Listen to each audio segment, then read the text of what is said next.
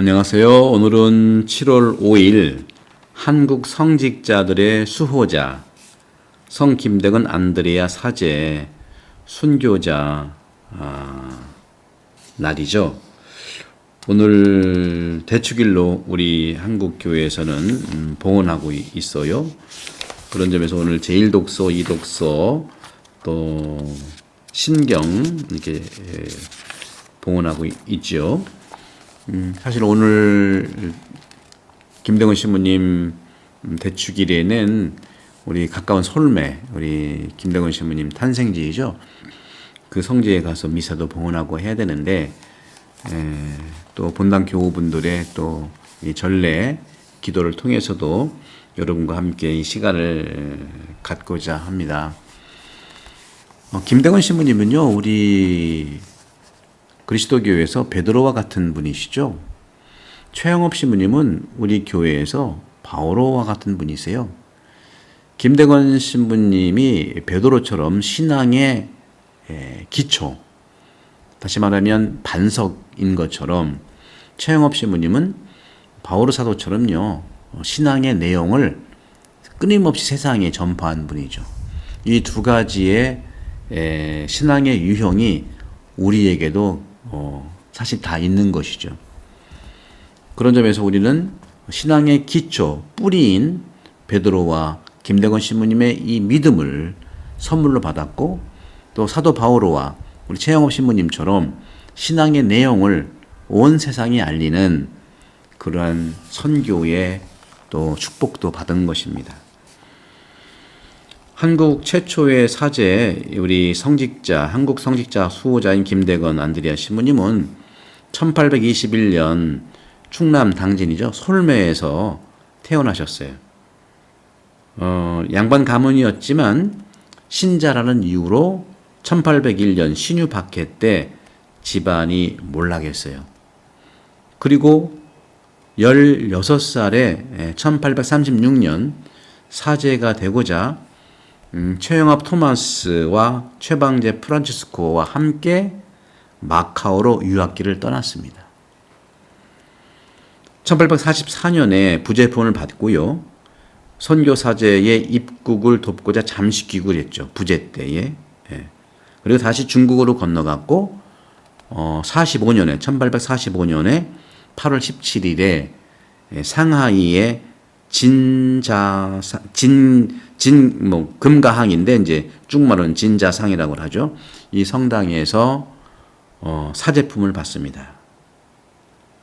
고국에 돌아온 김대건 신부님은 서해 해로로 통해서 선교사제 입국 통로를 개척하려다가 1846년 6월에 체포되었습니다. 그러니까 1845년 8월 17일 날 사제품을 받고 그 다음 해에 1년도 안 돼서 1846년 6월에 체포된 거예요.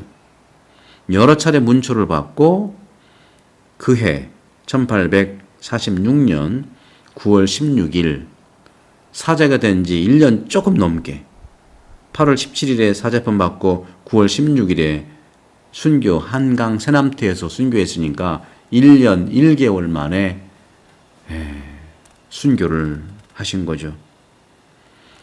여러분 기억하시죠? 200주년 기념 우리 성요한 바오로 교황님께서 한국을 방문하셨을 때 1984년 5월 6일에 저도 그때는 신학생이었기 때문에 저도 여의도에 가서 미사에 참석했었어요. 한국 순교자 103이 시성하면서 김대건 안드레아 신부님을 정화상 바오로와 함께 한국의 대표 성인으로 시성식이 됐고 또 그렇게 선물로 받은 것이죠. 그래서 한국교회는 이 순교자 현양을 위해서 과거 대축일이었던 7월 5일에 성대하게 신신미사를 드리기로 결정한 것이 이제 2019년입니다. 추계 정기총회에서. 그래서 오늘은 이 전례력으로 보게 되면 그냥 한국 성직자들의 수호자 성 김대건 안드레아 사제 순교자 이렇게 되어 있어요. 그리고는 우리가 이제 지키는 이런 차원에서 이제 우리도 9월에도 우리가 이제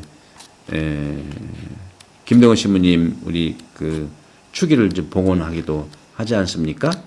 그런 점에서 우리 한국 교회에서 뿐만 아니라 전 세계 교회에서 7월 5일은 우리 김대건 신부님을 위해서 이제 미사 봉헌하고 있는 거죠. 저는 오늘 이 김대건 신부님의 축일날 마태오복음 10장 17절에서 22절의 말씀인데 사도에게 말씀하신 거죠. 사람들을 조심해라. 너희를 의회에 넘기고 회당에서 채찍질할 것이다. 그러니까 박해를 하는 것이죠. 나 때문에 총독들과 임금들 앞에 끌려간다. 바로 김대건 신부님도 그렇고 베드로 사도도 그렇잖아요. 예수님 때문에 끌려간 거예요. 그리고 다른 민족들에게 그렇죠? 그들과 다른 민족들에게 증언해야 한다. 증거. 그러니까 순교라고 하는 의미는요. 마르티리움, 마르터스. 이 증거자라는 뜻이에요. 증거한다는 겁니다. 증거한다는 것. 이 충청도 분들은요. 이 모든 완전함, 다시 말하면 충청도의 가치관은요. 증거예요. 증거. 제가 누차 말씀드렸죠. 경상도 사람의 가치는 행동이거든요. 행동으로 그 가치가 드러나요. 그러니까 말 많이 하는 게 중요한 게 아니라 행동으로 드러나는 것이 경상도의 가치고, 전라도 분들의 가치는요. 행동은 두 번째고요. 서로 통해야 돼요. 말이 통해야 돼요.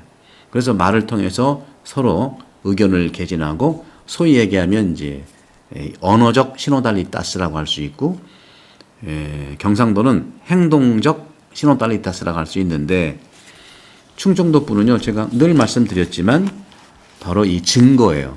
그러니까 이 증거를 위해서 순교죠. 또 의사 열사가 많고 순교자가 많잖아요.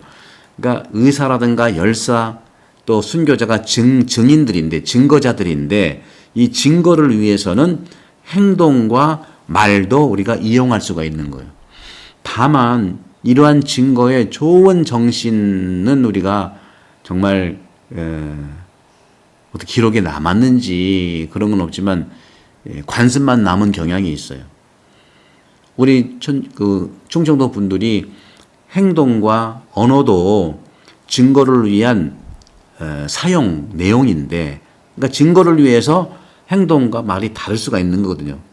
왜냐하면 그냥 다르는 게 아니라 생명이라는 증거 때문에 말과 행동이 다를 수 있는 거예요.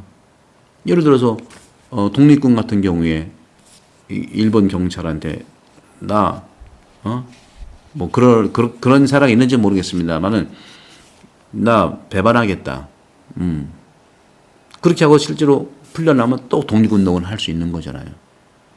실제로 이존창 루도비코가 그랬어요. 내포의 사도가 말로 배교한다 해놓고 나와서 계속 선교했어요. 그때 김대건 신부님과 최양업 신부님이 세례받고 가족이 그리스도 천주교 신자가 된 거거든요. 그러니까 그 이존창 루도비코 이런 충청도식 증거적 선교 방식이 아니었다면 어떻게 됐을까? 그래서 이런 차원에서도 이 증거라고 하는 것은 말과 행동을 증거를 위해서 희생시키는 건데, 지금은 증거보다도 말과 행동이 다른 그런 관습만 남아 있는 것은 참 안타까운 일입니다. 그래서 정치인들한테 이용당하고, 또 옛날에 어땠습니까? 충청도 사람을 뭐라고 말을 했잖아요. 그죠? 뭐 제가 말씀을 드릴 수는 없습니다만 그것이 실제로는 증거의 삶이라고 말씀드리고 싶어요. 그래서 오늘 주님께서 말씀하시는 거예요. 사람들이 너희를 넘길 때 어떻게 말하고 무엇을 말할까 걱정하지 마라. 그렇죠? 행동과 말 뭐 달라도 괜찮다. 오직 증거, 주님 때문에 이 선포하고 증거를 살아가는 거. 따라서 말과 행동도 일시적인 건 아닐 수 있지만, 그건 일시적인 거에서 드러나지만 증거는요, 한 번 된다고 다른 게 아니라 꾸준하게 나타나는 게 증거예요. 한 번으로 끝나는 게 아니죠. 은근과 끈기, 이게 충청도의 또 특징이라고 하잖아요. 은근과 끈기는 증거를 위해서 은근과 끈기로 꾸준하게 나타나는 걸 얘기하지 않습니까? 너희가 뭘 말해야 할지 그때 바로 예수님이 알려주겠다 하는 거예요. 사실 말하는 사람은 너희가 아니라 네 안에 있는 아버지의 영이다. 우리는 그래서 증거라고 하는 것은 이 영이, 우리 안에 있는 아버지의 영이 나를 증거로 살 수 있도록 말과 행동도 이용하는 거예요. 형제가 형제를 넘겨 죽게 하고 아버지가 자식을 그렇게 하고 자식들도 부모를 거슬러 일어나 죽게 할 것이다. 너희는 내 이름 때문에 모든 사람에게 미움을 받을 것이다. 하지만 끝까지 견디는, 이건 뭐예요? 은근과 끈기. 끝까지 은근과 끈기로 견디는 이는 구원을 받을 것이다. 오늘 김대건 신부님이 충청도 출생이라 또 충청도의 영성을 제가 말씀을 드렸는데, 충청도의 영성은요, 신앙은 굉장히 깊이와 넓이가 있고요, 표면적이지 않아요. 증거는 말과 행동까지도 사용할 수밖에 없는 부분들이기 때문에, 그러나 요즘에는 이제 말과 행동도 우리가 증거를 위해서는 바르게 갈 수 있다는 차원에서, 요즘 박해 시대가 아니기 때문에 그런 차원에서 저도 또 충청도의 이 은근과 끈기, 견디는 방법도 말과 행동도 동일하고 증거를 위해서 이렇게 확인이 돼야 되지 않겠는가 하는 말씀을 드립니다. 성부와 성자와 성령께서는 여러분 모두를 강복합니다. 감사합니다.